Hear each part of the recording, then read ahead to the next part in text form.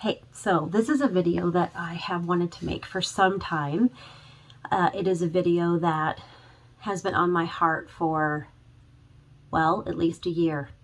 And this is actually today, June 19th of 2023 is a year anniversary of something that happened in our lives. And so I thought it was appropriate to make the video today. This story is my point of view, and I think that it's a unique point of view, and I will tell you why.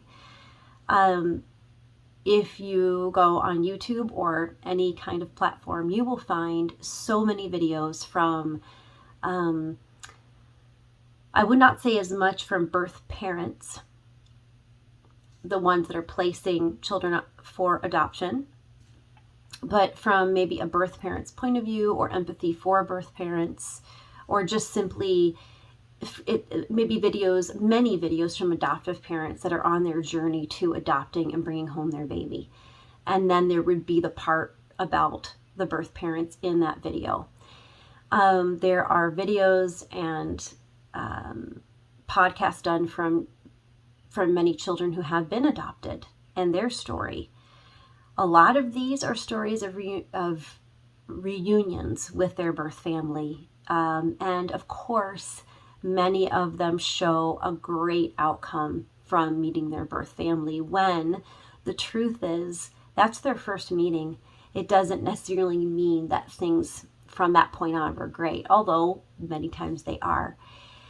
What I have found lacking is a point of view from the adoptive parents, what they've been through, their journey of having their kids, their adoptive kids, or a displacement, where an adoption interruption where they were going to adopt and then that changed. As you probably know, there are multiple books written regarding the permanent hole that is left in a child's heart when they are taken from their birth family. And that is true.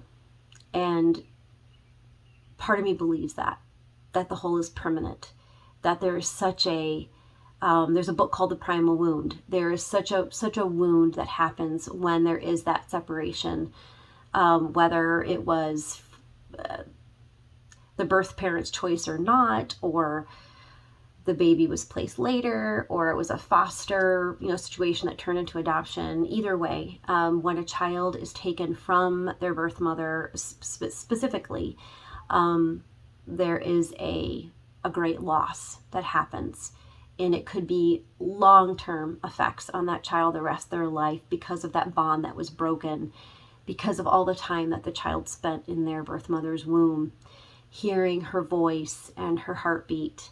And so there's definitely something to be said for that, as well as the whole idea of adoptive kids wanting someone that looks like them, and they're longing for that, which is very, very true so much of the time. Even with the best family that raised them and loved them as their own, as if they were their own biological children, they still long to find someone that looks like them.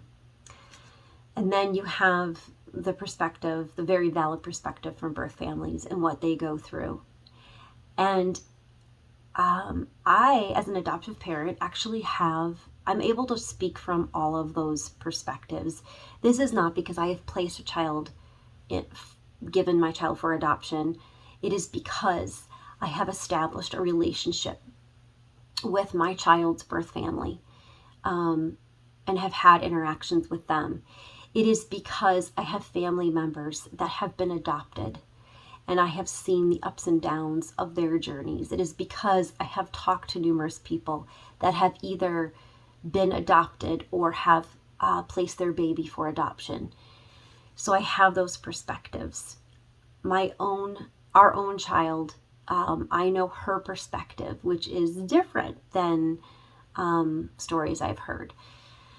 So I feel like I can speak of all this, but I also really want to speak on behalf of an adoptive parent and any adoptive parent watching, to validate what you have been through.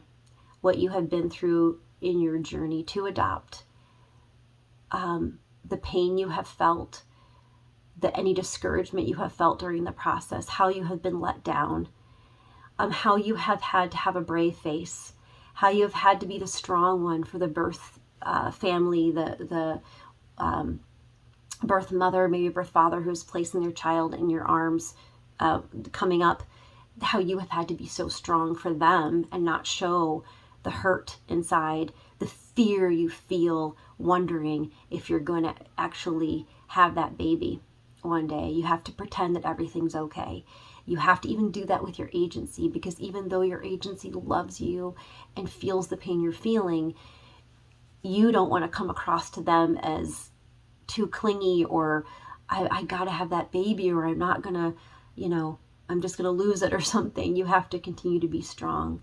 And I want you to know that I hear you, and I've been there. I continue to be there, actually. And this video is for those who were going to have your baby, and then the birth parent changed their mind. This is especially for you, because I was there. I still am there. And so I'm wanting you to know that you are heard and you are loved, and you have a right to feel how you feel, all those emotions. It's one thing how we handle it. It's one thing what we do with those emotions. But your emotions of sadness and anger are real and valid, and makes perfect sense why you feel that way.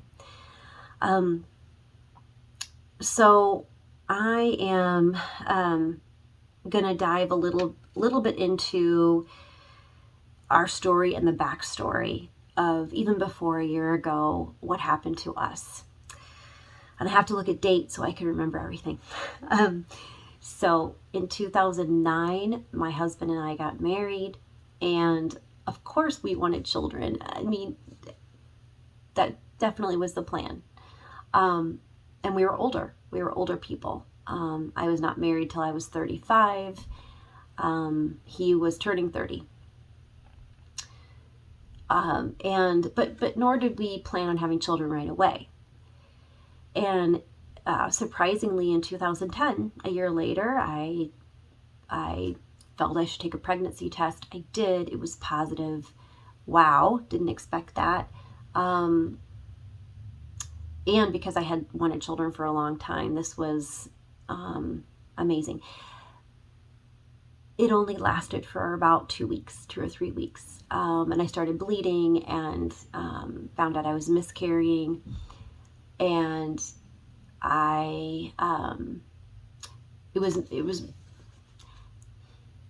there's certain care I should have gotten and I didn't. Anyway, I ended up having health problems from the miscarriage. And this went on for a year, actually.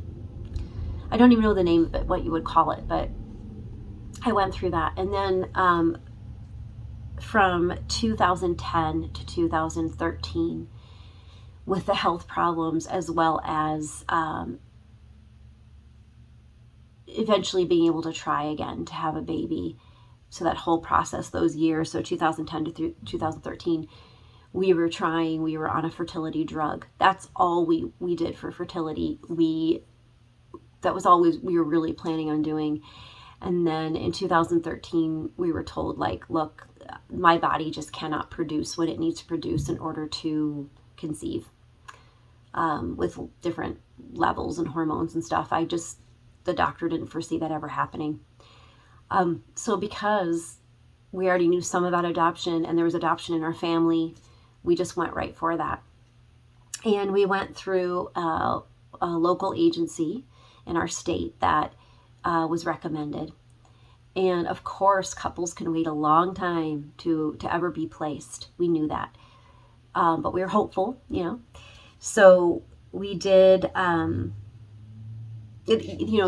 you, I'm sure you've heard, we went through the interviews. Those were difficult.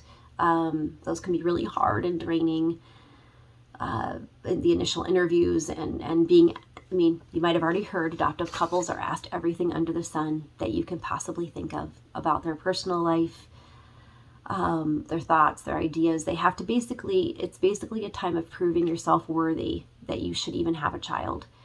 It's not just, are you safe? It's not just, is your home safe? It's, are you safe?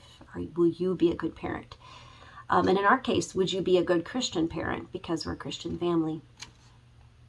So a lot of questions, and just, looking at the home, making sure that we have everything that a baby needs and is protected, that will be kept safe.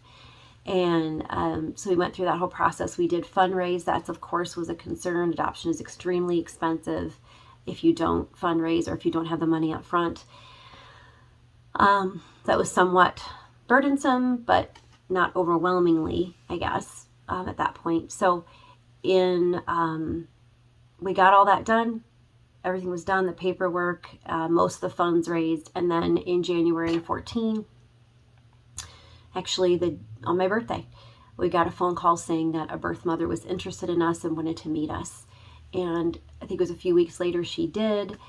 She ended up picking us, and her daughter at that point was 8 months old, and we did not meet a daughter at that point. But as months went on and this was going to happen, we did meet her. And of course, we will never forget that day, when I still cry. But when we laid our eyes on her and could not believe that this would be our daughter one day, it just still can't believe it.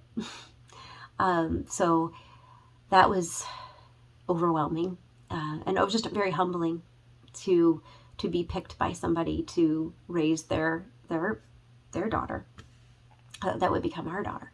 It's extremely humbling.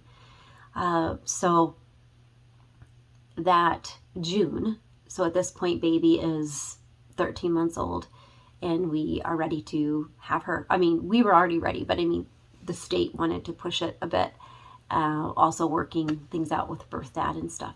So June 17th of 2014, we went and picked our daughter up, and still remember all that, and bringing her home, and our love was instant and overwhelming, and still is to this day for her.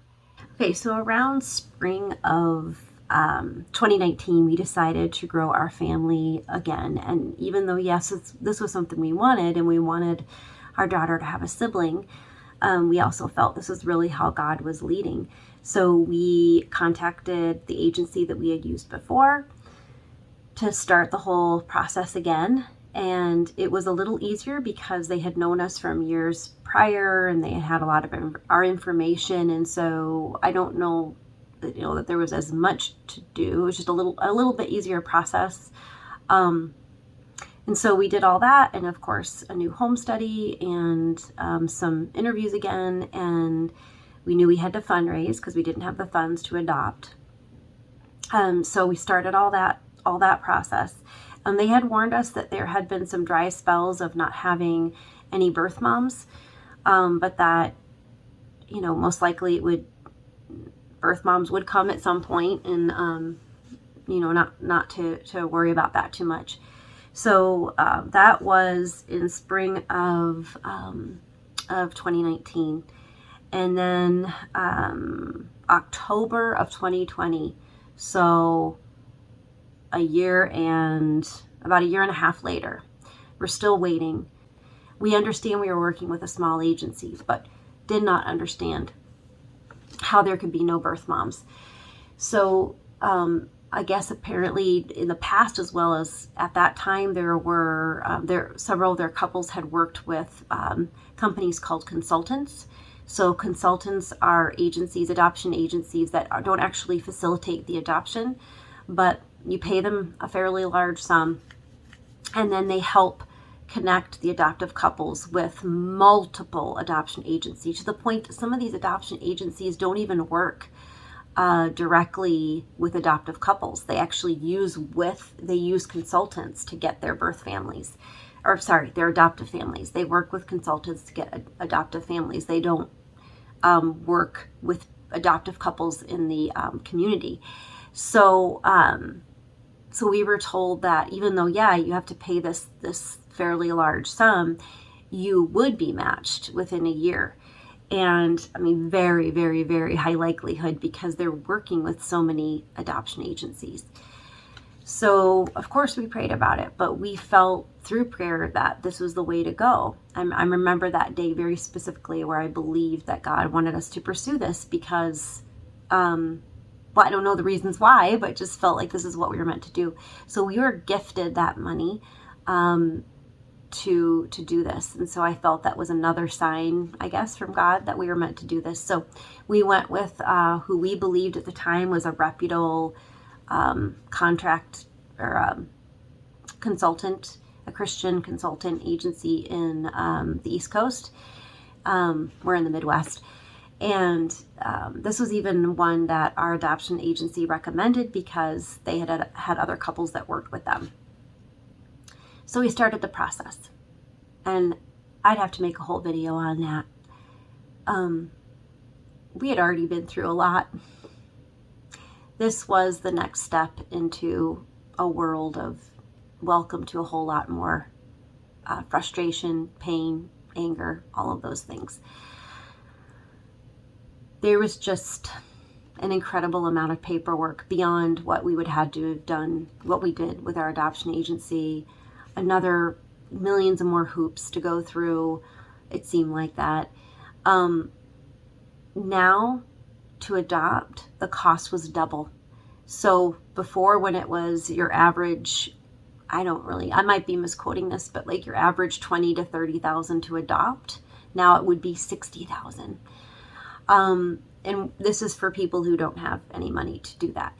So we had to dive right into fundraising on top of just doing all of this stuff that we needed to get done for the consultant agency and the interviews and the paperwork and proving ourselves and just everything.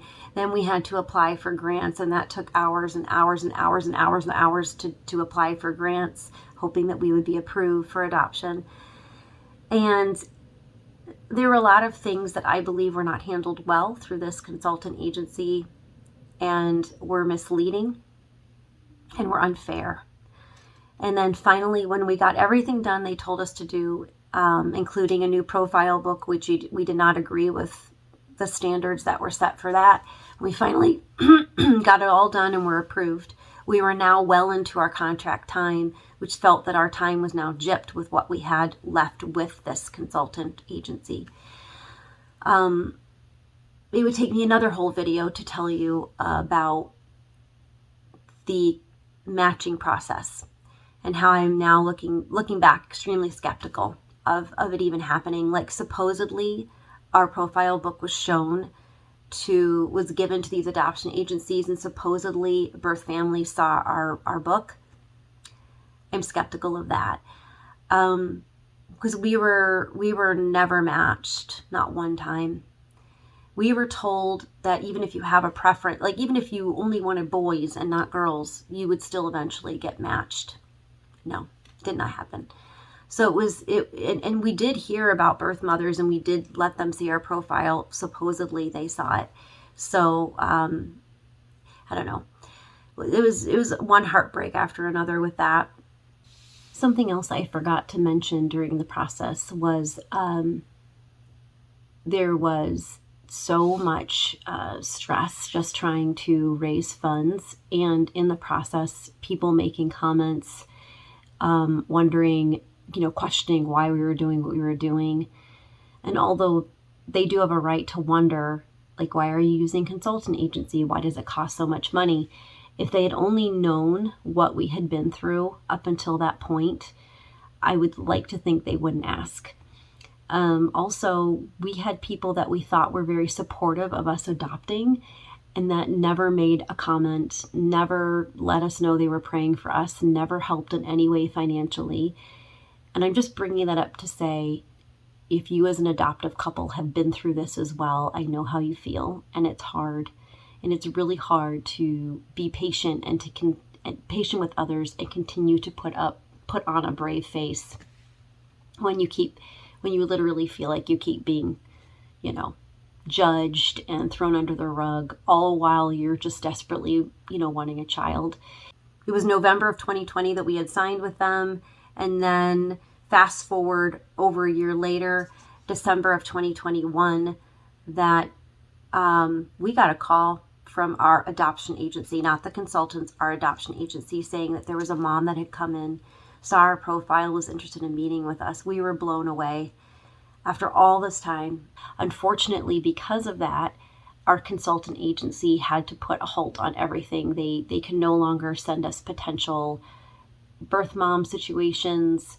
They couldn't work with us as long as if they knew that there was a birth mother out there interested in us. And we only had a few months left with them, but it still was very hard to believe that everything was riding on this particular birth mom. So she met us. We had an incredible connection. She was a young mom. She was about 4 or 5 months along. Incredible connection with her. It was a great meeting her and her family, and exchanged phone numbers, got pictures. And from that point on, for the months to follow, although we could have waited to get baby stuff, I certainly wasn't going to have a baby shower or anything like that. I also didn't have anything for a baby other than a crib. So I started to get things, especially as her time of delivery was coming, looked into getting breast milk from website or from Facebook groups. Anything we would need for the baby got secondhand mostly. And during this time, I got a few texts from her that would totally support that she was going to go through with it. Like, she offered to give us her breast milk once we adopted her baby. She asked what did we feel about circumcision. She asked what name we had picked out. The adoption agency kept checking in with her to making sure she was okay, and they gave her tons of support and love, no matter what she decided to do. But they would check in for our sake, and she would affirm them that she was on board with the adoption plans. I will say, though, I was cautious because she would occasionally send me a text saying how confused she was, how she didn't know what the right thing to do was, how she knew that he was better off with us, but how could she, that day that she has him, say goodbye. And all I could do is just continue to be supportive of her and tell her, like, we trust God, like, we only want what he feels is best. And if it's best that the baby stays with birth mom, then we have to trust that. When all the while my heart is dying inside, thinking, like, is this going to happen? Is she going to change her mind? And it was close to that day that she was due. I believe it was the end of May. And I was still hearing from her a little bit. So was the agency. I found out that she was becoming overdue, it must have been at the beginning of June. And she had reached her due date, no baby, no contractions. I do know that she had a midwife and she was going to have the baby at home, and we were supposed to meet the baby at some time after that. And at some point, I didn't hear anything from her, and I got very concerned that something had happened to her or the baby, something terrible. So I desperately tried to get a hold of her or her mom.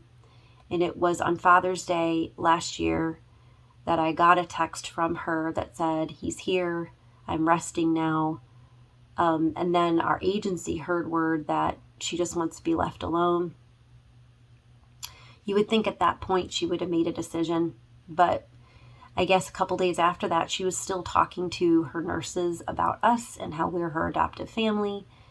But somewhere in there, whether it was grandma or someone, stepped in and assured her, like, everything will be okay and I'll help you with the baby. And we got a text that week, and she said, I decided to keep him. I hope you're not mad at me. How mad? I don't know if I could call it mad. I was heartbroken. I was disappointed. I was sad. I was angry about everything that had gone on. It was very, very difficult to know how to process that. And I still don't know how much we have or have not processed it as a family or as a couple, because we had to immediately move on from that due to circumstances, other things going on in our lives. I have normal things, and then things that are not so normal in a family. Like, we've had to deal with that. This last year, I can see why God maybe didn't want us to have a baby at the time, anywhere from, wanting to be there for my mom as she goes through cancer, and caring for my niece more than usual because of her mom going through surgery, and our daughter having different, diagnosis just with learning, and how to better school her and stuff. So I can see reasons for that, but it does not just make it all better. And it doesn't really bring any kind of answers for sure why we have been waiting since 2019. It does not make sense that our agency has had little to no birth mothers, or why apparently other more small Christian agencies don't have birth moms, or very many birth moms. It doesn't necessarily make sense as to why, give us sense or peace as to why, this birth mother chose to keep her baby, which is totally okay, meaning like she was a good person, and I could tell she would be a great mom. Whereas I know a lot of other birth moms are not ideal for their baby. So, to everybody else, it may seem like we have really moved on with our lives. Like, even the other day when I went to a graduation party, people hadn't seen me in years. They're like, it looks like you're at a really good place in your life. And that's because I was telling them the positive, Well, I told them what had happened as well, but it's really easy just to move on and to feel like, well, that was in the past. But here we are, still no other child. And I have looked at, God's work in this, and why he did this, why he allowed this, maybe, or maybe things that, I believe that spiritual warfare happens all the time. I believe in that solely, Satan trying to twist and turn things and to wreck things, and God coming to the rescue time and time again, and working difficult things out for good, as he promises in his word that he will do for those who love him. And so I see that, and I trust that, and I trust God's plan. I also just really appreciate how God, time and time again in the Bible, gave stories of women who longed for children, and he recognized that as a something that was true and valid, and how much families long for babies. And it's not something that's just easily to be dismissed. Even if you already have a child, that you're not supposed to be like, oh, well, I have one child, I'm fine. God understands the heart, and understands why people would long for another child. And there's so much I could talk about in regard to the hurt that I go through when I see either, great families that have lots of kids, and, well, not that I wouldn't say we're a great family. I mean, like, there's a lot of positives about us, but not like we deserve, not anybody. I don't know it's a matter about deserving. Or I see families that are very dysfunctional, and they have multiple kids. And so even though we definitely have flaws, oh my goodness, I still don't understand why we could not have more, why we could not adopt. I also see people who adopt multiple children. It seemed like money was no object. That's hard. That adds to it. And maybe you're watching this and you relate to that as well. So we go on with life. We still have some hope that maybe we would be matched. We don't have that much. Maybe you have 6 months left of our contract with our agency. I'm getting older. I'm now, when I started out many years ago with our daughter, I was probably on the younger end of couples that adopt. I'm now the older. My husband is 5 years younger than me. I'm on the older side, but then I know couples that are much older than me and they adopt. So I wanted to leave you with some verses that have meant something to me through this time. There's many verses I could give on trust. There's the famous ones: trust in the Lord with all your heart. Do not lean on your own understanding. In all your ways acknowledge him, and he will make your path straight. That's probably the verses that are the most meaningful, because it's not about trusting our plans or what we think should happen. It's trusting what God has, God has planned. I know that's easier said than done. Please know that. But just knowing that there's someone that is much more powerful than I am, that knows what is best, and not trying to figure it out all the time. Otherwise we go crazy, right? When we try to figure out why something happened the way it did. So that's Proverbs 3, 5, and 6. And then I also look at verses like the chapter that's very meaningful actually to my dad as well. Psalm 23, the Lord is my shepherd. I shall not want. He makes me lie down in green pastures. He leads me beside still waters. He restores my soul. He leads me in paths of righteousness. And then it goes on, like, I walk through the valley of the shadow of death, but I will fear no evil. You are with me. Your rod and your staff, they comfort me. And so just envisioning that God is so much more meaningful and greater than anything we could have. And he is our source of comfort and joy, not a baby, not a husband, not, yes, all those things and those people bring joy, but he is the one that ultimately satisfies and brings that comfort.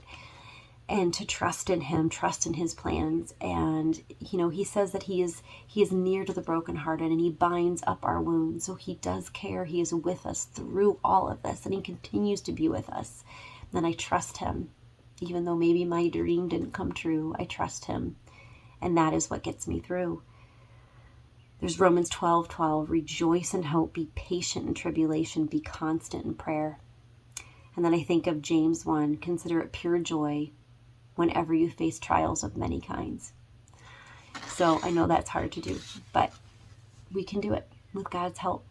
So I just wanted to tell you somewhat of what we've been through these years, and for those who are curious, for those who have never heard our story, and to give you hope.